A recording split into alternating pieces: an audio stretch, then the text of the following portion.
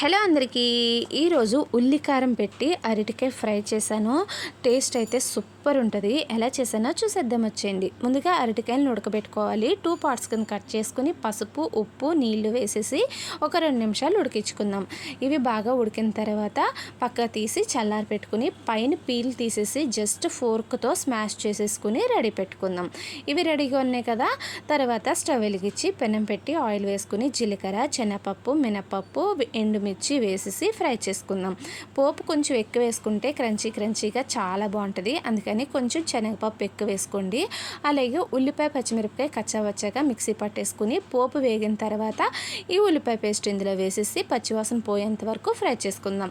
ఇందులోనే పసుపు, కొద్దిగా ఉప్పు, కరివేపాకు వేసేసి స్మాష్ చేసుకున్న అరటికాయ కూడా వేసి బాగా మిక్స్ చేసేసుకుని స్టవ్ ఆఫ్ చేసేసుకుంటే ఉత్తిగా కూడా తినేయచ్చు. అంత టేస్టీగా ఉంటుంది అరటికాయ ఉల్లికారం. ఈ వీడియో నచ్చితే ఒక లైక్